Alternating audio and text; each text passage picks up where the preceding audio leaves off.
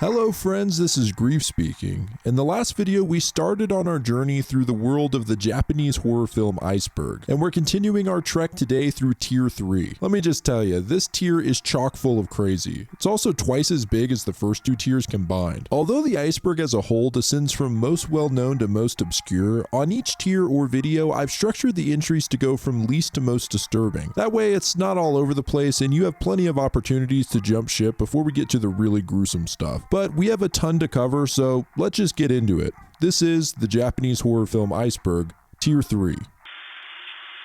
So let's just get right into it. The description for Tier 3 reads, mini classics and cult favorites. Someone new to Japanese horror is very unlikely to know these, but a veteran would definitely have seen them. Starting with Ring Zero. Ring Zero, Birthday, is a prequel leading up to Sadako being murdered and thrown into the infamous well. The film takes place 30 years prior to Ringu. The basic premise is that Sadako joins a theater troupe and struggles to maintain a balance between putting on a play and dealing with the supernatural occurrences surrounding her. It's actually a really cool origin that has some twist to it and an interesting story. Like the other Ring movies, it's not particularly gruesome, but does have some kills along the way. Ringu 2. The Ring 2 is a follow-up to Ringu with, of course, a new cast of people to be killed. I'd like to do a full review of the Ringu franchise and its American counterparts at some point, so I'll keep it short, but I think this is an interesting follow-up to the original and really plays into the psychic nature of the films more. Ju-On the Curse. Ju-On the Curse was actually the first of the Ju-On franchise. It, along with The Curse 2, were distributed straight to video, but became very popular due to word of mouth. The positivity around the films gave the director a chance to continue the series with the theatrical release, The Grudge. The Curse is very similar to the other films in the series. Originally, a man finds out his wife has a crush on another man, and in a jealous rage kills her, their son, and their cat. I'm always thinking, why the cat? Anyway, the house becomes cursed and vengeful ghosts kill anyone associated with it. Ju-On 2. I already covered Ju-On the Grudge in Tier 1, and The Grudge 2 is very similar. It follows the same curse as the first movie and has a very similar feel, but of course with new victims. It's not over the top or particularly gruesome, just really creepy, which is what I love about the Ju-On series. It's that it doesn't really rely on too much gore, but is a bit more subtle. Horrors of Malformed Men. So the gist of this one is that a man named Hirosuke is locked in an asylum having no memories of his past. He escapes and is framed for the murder of a circus girl, but the bulk of the film takes place when he begins to recall memories of an island to which he travels. On the island, he finds Jogoro, a webbed-fingered genius who is transforming normal people into hideous freaks. Hirosuke also discovers more about his past on the island. I've seen a lot of people relate this movie to The Island of Dr. Moreau, but it has a large following of its own and is considered a classic. Matango.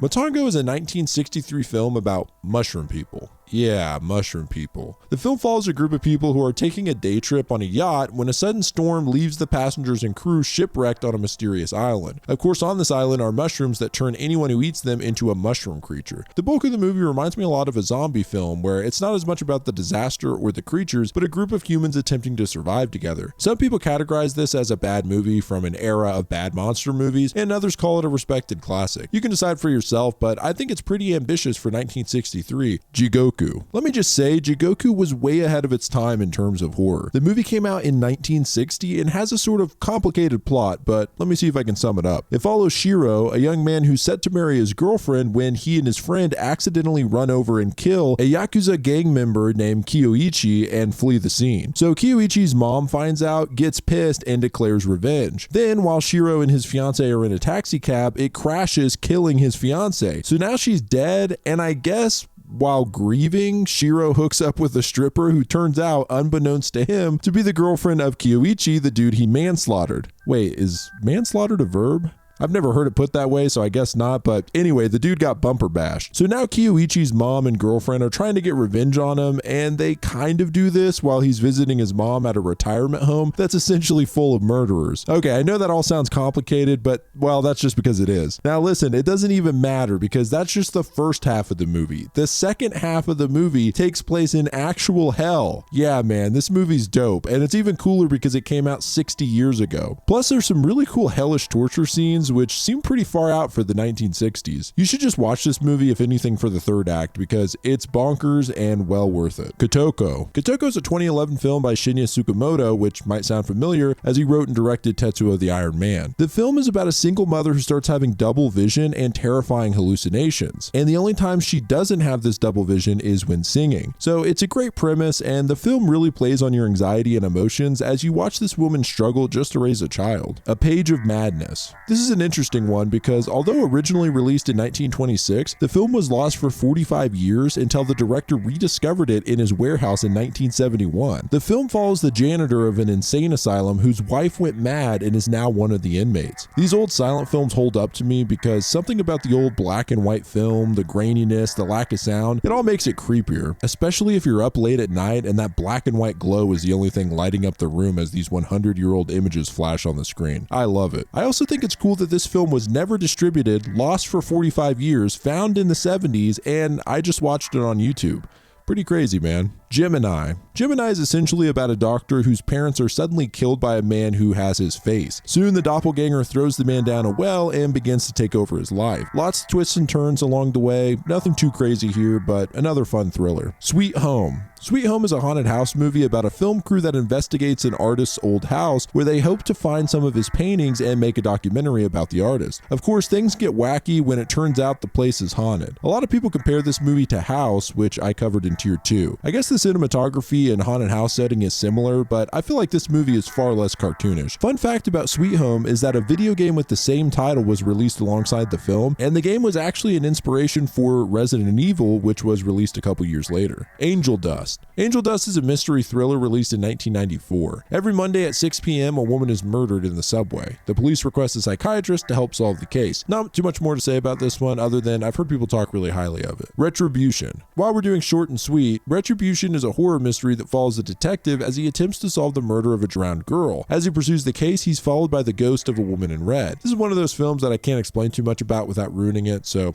I'll leave it at that. Seance. Seance is another creepy but light kind of ghost movie. It follows a man and his wife who have psychic abilities. The couple ends up accidentally killing a young girl in their house. They attempt to hide the death of the girl while also being haunted by her vengeful spirit. It's creepy, and I really like the cinematography in this one. The majority of the movie takes place in their house, and there are a lot of wide angles, which helps build tension because your eyes are darting across the screen looking for ghosts. Helter Skelter. Helter Skelter is a film based on a manga that deals with the themes of fame and vanity. It follows Ririko, a model who's undergone plastic surgery to attain the perfect body and face. One day she notices a black spot on her forehead, which is a side effect of the surgery, and her body begins to break down. She attempts to cover it up with makeup and slow it down using pills, while also competing with a new model named Gozu, who is starting to replace her as the next big thing. Meanwhile, an inspector is investigating a string of suicides and organ theft that seem to link to Ririko and the world of underground plastic surgery. It's an interesting moral story that really dives into the pitfalls of vanity. Besides Ririko's body essentially rejecting the surgery, there's a few disturbing parts to the story. At one point, Ririko's boyfriend leaves her for a girl with more money, and Ririko orders her assistant to throw acid in the girl's face, which she does. I also don't want to spoil anything too badly, but at one point you see someone stab themselves in the eye with a knife. Other than that, it's not a horribly disturbing or scary movie, but more of a drama thriller. Haze. Haze is another one by your boy Shinya Tsukamoto. It's actually a short film, or shorter film, with a runtime of only 49 minutes. The premise is that a man wakes up in a tight concrete space, slowly bleeding out from a wound on his abdomen, and amnesia as to who he is or where he came from. He slowly navigates the concrete tunnel, seeing others in their own horrible journeys through holes in the wall. He eventually meets with a woman, and together they try to piece together who they are. The real horror of the film is based around claustrophobia. This is where Shinya's cinematography does the trick, with everything feeling tight and personal. If you're claustrophobic, this may be too much, but if you enjoyed films like As Above, So Below, you might like this one. Exte, hair extensions. Exte stands out to me in the realm of body horror movies because it's not completely focused on torture, which is where a lot of these types of films go. So basically, a woman's corpse is found surrounded by hair in a shipping container. While at the morgue, it is discovered that the woman's organs have been harvested. The night watchman at the morgue turns out to be a trichophile. Basically, he's a little too into hair, if you know what I mean. So he finds the woman's hair beautiful and steals the corpse, which he brings back to his apartment. For whatever reason, the corpse keeps growing her hair, but not just on her head. It begins growing out of her mouth and eyes and even out of her wounds. This is where some of the real horror comes from in the film. Watching hair grow out of various places you wouldn't normally expect is really disturbing. So the creepy morgue guy starts selling the hair from the corpse to some hairdressers. The problem is, whoever uses the hair extensions ends up being killed by the hair, and that's the bulk of it. There's a lot more to this movie, and although the premise sounds hokey, it's actually shot in a very serious way, and I thought that the chilling tone carried through despite some of the more ridiculous aspects of it. Uzumaki.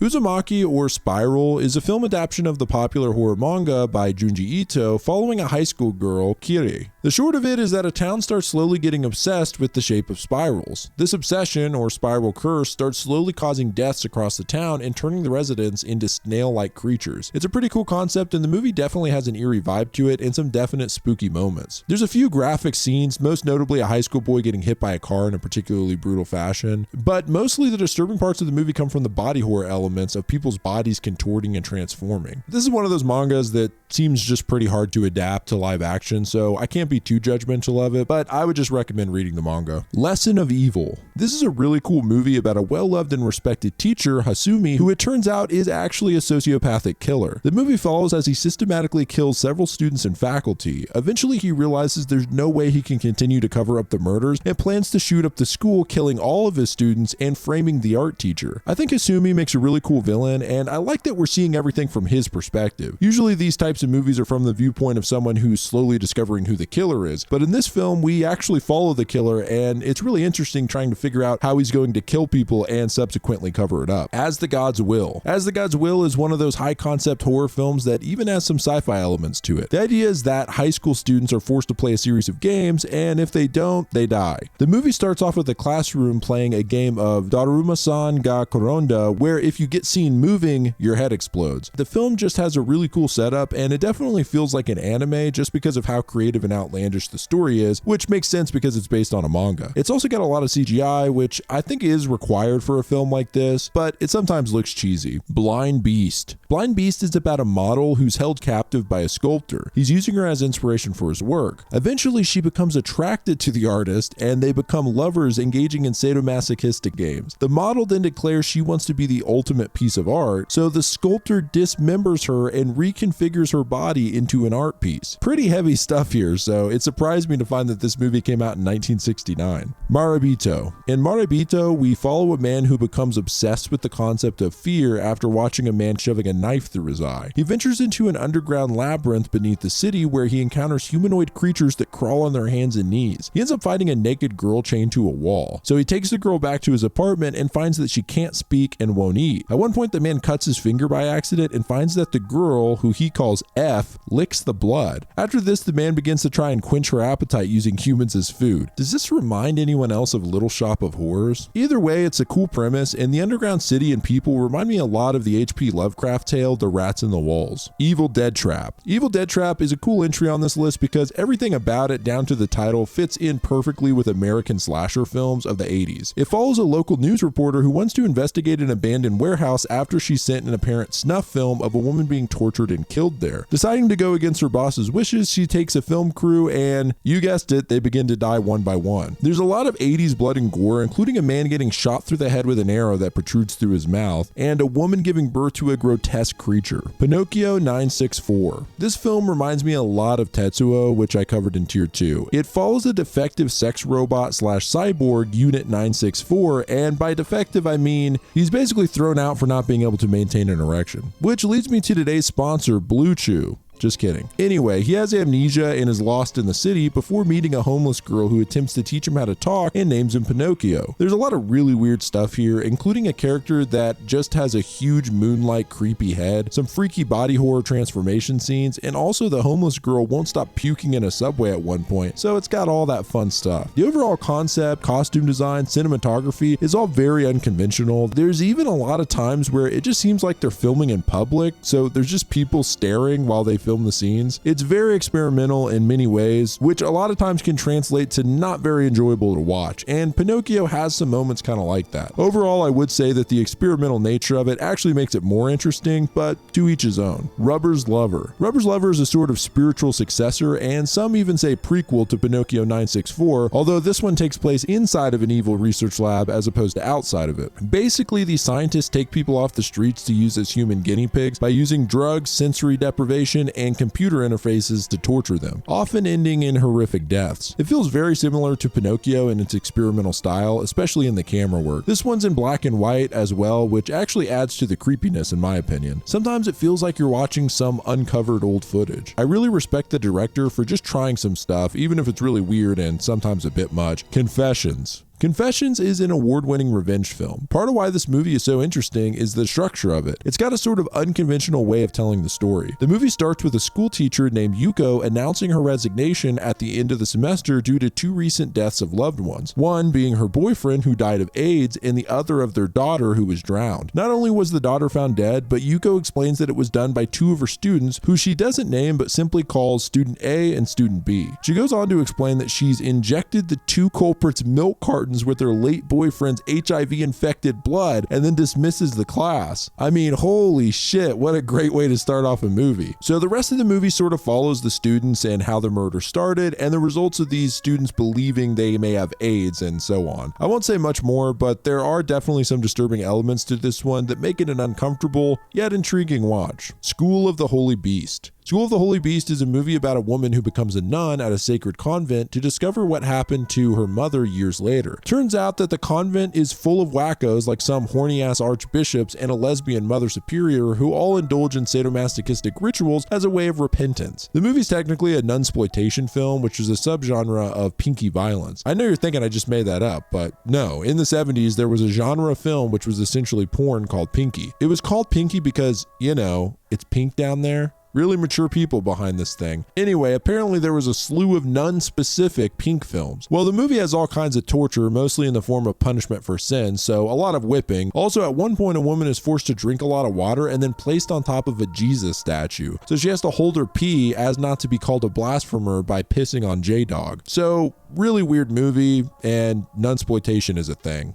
Let's move on. Tag. Tag is a really interesting film. I'm going to go ahead and spoil a bit here, but the opening is so bananas and caught me so off guard that I have to mention it. It begins with a bunch of high school girls traveling on a bus along with their teacher. The girls are all having a great time, and one girl, Mitsuko, is writing in a notebook to which her friends tease her. She accidentally drops her pen, and as she bends over to pick it up, a gust of wind tears through the bus, cutting everyone in half, except Mitsuko, who was bent over to retrieve her pen. She's just standing there in shock as blood spurts from the corpses and covers her face and clothes. Damn, I love when a movie opens like that. From there, things continue to get even crazier. Mitsuko keeps moving from one scenario to another, all consisting of her classmates dying and her being the sole survivor. The overall concept and story of this are hard to convey without just ruining the whole thing because it doesn't really all piece together until the very end. But there's a ton of over-the-top scenes and bizarre scenarios. My favorite might be when the teacher randomly pulls out a giant Gatling gun and just starts mowing people down. Machine Girl. Machine Girl is everything I love about Japanese gore films. It's campy in a self-aware kind of way and feels like a real-life anime, showcasing some insane stunts, crazy kills, and awesome special effects. The movie follows Amy, an average high school girl. Her brother and his friend end up getting killed by bullies who end up being associated with a ninja yakuza family. When she tracks them down for revenge, they get the best of her and cut her arm off. This scene is insane because they have her chained up, and at first they cut just her fingers off, but it's a sloppy cut, so it only partially cuts all of them off, and one finger's just barely hanging on. It's just such a brutal touch. After that, the dude cuts her full arm off, and the amount of blood that sprays out continuously is hilarious. It looks like a sprinkler. She finds shelter with the parents of one of the boys the clan killed. Turns out they're mechanics, and they create a multi-barreled machine gun that they attach to her arm. It's so insane and so cool at the same time. So now she and her friend Miki, who use chainsaws as a weapon, go after the clan once again. It's an insane movie in the best way. Although it's got a lot of gore, it's in such a comic book kind of way that it's not as disturbing as a lot of the other gore flicks on this list, and that makes it more of a fun experience. This is the type of movie you watch with some buddies with beer and pizza. If you want to add some extra laughs, watch it with the English dub because then it really just feels like a live action anime with the voice acting. At last,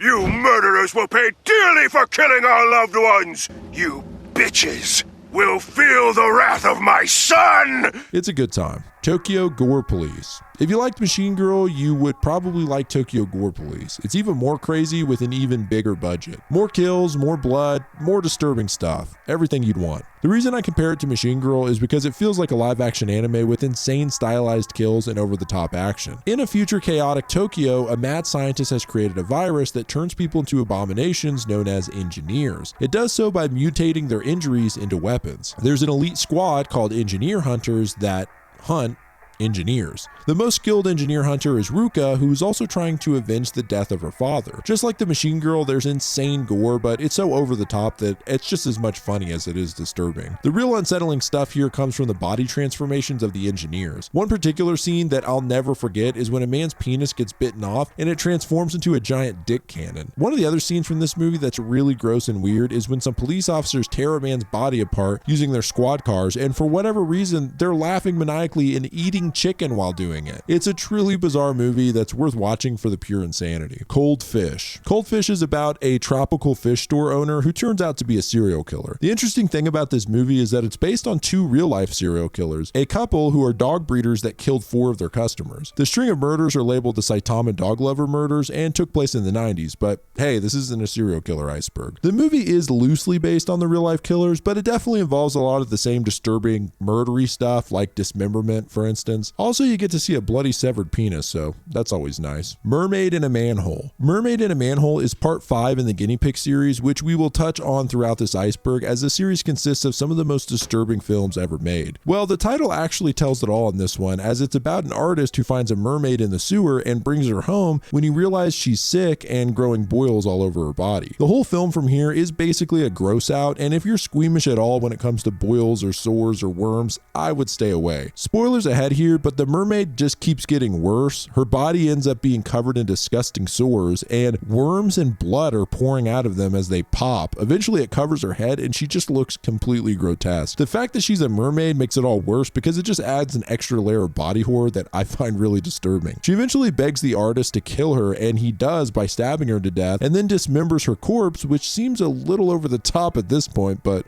whatever. The neighbors end up getting suspicious and calling the police, who find a dismembered body. Only it's not a mermaid, but a normal woman. Turns out the artist hallucinated the whole thing and chopped up his wife, who had cancer. Of course, they have to leave the little what the fuck moment where a scale that belongs to an unidentified species is found in the tub, just to give you that little bit of doubt. I've heard some people say this is the most interesting of the Guinea Pig franchise, and that's not really saying much, but honestly, it's not that bad, and it does have an interesting story, so I kind of see where they're coming from. Imprint. Imprint is one of 13 films in the Showtime series Masters of Horror, and is the only one that Showtime didn't actually air due to how disturbing and gruesome it is. The story follows a man from the West who's looking for his love, a prostitute named Komomo. He promised Komomo he would return and free her from a life of prostitution. While looking for her, he stops at a brothel where he meets a deformed girl named Jinyu that tells him she knows what happened to his love. She then tells 3 stories. The first 2 partial lies, while the final story is the full truth. Now, to really get into it, we're gonna have to go over some spoilers, but there is some very disturbing stuff here, especially involving torture. Komomo is tortured by the other prostitutes at one point, and the way they do it is just really hard to watch. They stick needles through the top of her fingers, like through the tips, and worst of all, they stick needles in her gums. It's truly cringy in the worst way. Beyond that, Jinyu's origin is really tragic. Essentially, her mother performed backroom abortions and would literally just throw the fetuses in the river by their house. She ends up getting pregnant with Jinyu, who she just throws in the river as well until she's shocked to see she survived. On top of all that, her parents are brother and sister, which is why Jinyu's face is messed up. Plus, and big spoiler here, she has a hand with the damn mouth coming out of her head, which is her parasitic twin sister. Dude, Takashi Miike knows how to come up with freaky imagery, I'll tell you that much. Gozu. Gozu is one of the weirdest movies on this tier. It's got some horror elements to it, but mostly it just feels like an absurdist dark comedy. The opening of the movie is a Yakuza gangster, Ozaki, deciding that a cute little puppy is a killer attack dog and smashing the dog into the pavement over and over. That's literally the opening scene. So the gang leader decides that he is a security risk, which I'd have to agree with if I'm being honest, and he orders Minami, who is actually Ozaki's brother, to kill him and ditch his body in a dump. He's reluctant to do so until he kills him by accident, at which point he decides to follow through with it and dump the body. Problem is, he stops to use a payphone in a small town and the body goes missing. From here, the bulk of the movie is Minami searching for his brother's body and encountering really weird people. I'm gonna go ahead and just get into some of the spoilers here, but there are some things in this movie that I just can't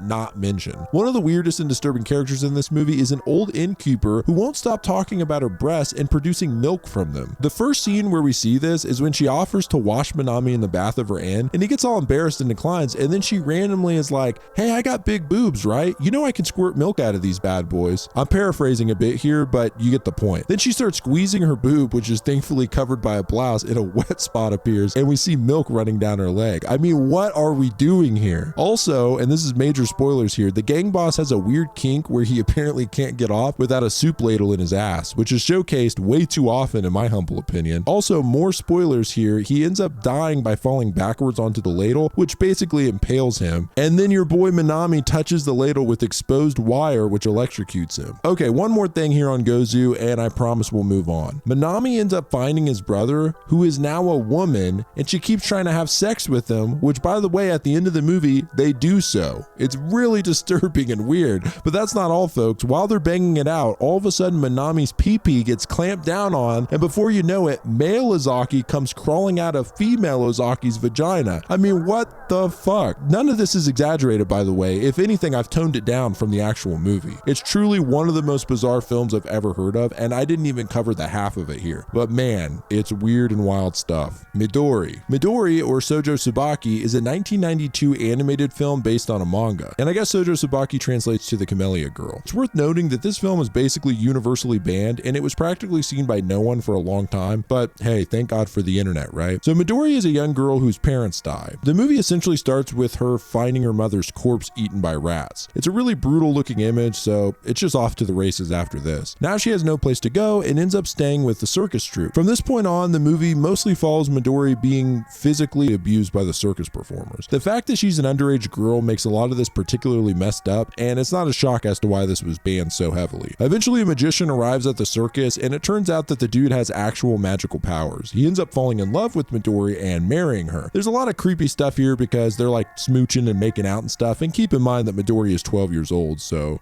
yuck. Besides the gross pedo stuff, there is a ton of gore in this film. I already mentioned the rats, but there's just a lot of detailed body horror kind of stuff and graphic imagery. One scene just straight up shows the magician killing a ton of people in grotesque ways by showing their bodies deformed and exploding. Probably the most disturbing scene is when Midori finds some adorable loving puppies, and one of the circus performers picks one up and smashes it into the ground and then stomps on it so that its guts and brains explode out of its body. Later that night they eat stew, and she reveals that it's dog meat from the puppy she killed. Of course, this is after everyone eats it, including Midori. It's a very strange and violent movie. Sometimes it feels like someone just tried to come up with the worst possible things they could and stuck them into a 45-minute film. I can't even really go into all the story details because it gets to the point where it's sort of hard to follow, and it's one of those movies where people have different interpretations of it and even theories as to what the film means, especially regarding its confusing ending. A lot of the reviews I've seen tend to criticize it for just being needless exploitation and that there isn't much of a plot or story to follow, while others defend it as a work of art. But I don't know, you can be the judge, I guess. Devil's Experiment. Guinea Pig, Devil's Experiment is a really disturbing movie. I'm not even sure if you can call it a movie, honestly. It's more like a 43-minute showcase of torture and some amazing special effects. The entire thing is literally just three guys torturing a woman in various ways. Part of why the whole thing is immediately disturbing is the fact that it feels like a home video. The first title card we see just says hit, which is just the men striking the woman repeatedly, followed by kick, which is exactly as it sounds. These two segments are not too bad because you can kind of tell they aren't really hitting her full force. But from there, it's a significant step up as we see the next sequence titled Claw. Honestly, this one's the most hard to watch for me besides the final method. The men take pliers and grab the knuckle part of her hand and twist it, followed by doing the same to her arm, and man, that hand thing makes me cringe. Next is Unconscious, which shows the men spinning the girl in a chair 200 times and forcing alcohol down her throat, which she throws up, of course. Sound features the girl being forced to listen to white noise for 5 hours, at which point she starts to scream like it's nobody's business. I mean, kudos to the actress because it's actually really unsettling. In another gross one labeled Skin, we watch as the girl's fingernails pulled off. And in Burn, the girl is burned with hot oil that's followed by worms where they begin dumping maggots all over her wounds. If that didn't make you want to puke, they start dumping organs and entrails on her, and for whatever reason, they also cut open her hand and then smash it with a hammer. Last but certainly not least is the 10th and final segment, Needle. I'm not super squeamish, and most of the things so far skeeve me out a bit, but man, this last one, I was basically watching through my fingers because the men now poke a needle through through her temple and eventually all the way through her eyeball. The effects here are incredible and look very realistic. This movie, along with much of the other Guinea Pig series, kind of strikes a bit of a debate as to what is considered a real film and what level of depravity should be accepted as art. It's a tough one for me because on one hand, I didn't enjoy watching this and I wouldn't recommend anyone really does. It doesn't feel like a movie, but more of an experiment in video. That being said, I can't help but respect the special effects here because they're insanely good, especially for a low budget project like this. While we're here, we might as well do Guinea Pig 2, Flowers of Flesh and Blood. This is very similar to the first Guinea Pig film, Devil's Experiment, in that it's arguable as to whether you can really consider it a film because it's literally just a man torturing a woman for 40 minutes. And of course, it's conveyed as if it's a real snuff film. In a lot of ways, this one is even more disturbing than the Devil's Experiment because he doesn't just torture her, he dismembers her limb by limb. I'll get into the details here, but just a fair warning, this is really graphic. So the film starts basically the same as Guinea Pig 1. We have a scrolling text explaining that a Gore manga artist was sent the film in the mail and that it contains footage of an actual murder. This one differs from the last because we actually watch the victim being stalked, eventually being chased down and subdued. After a title sequence, the victim wakes up in basically a torture dungeon. She's tied up and gagged, unable to get free before she sees her captor, a dude wearing a samurai helmet for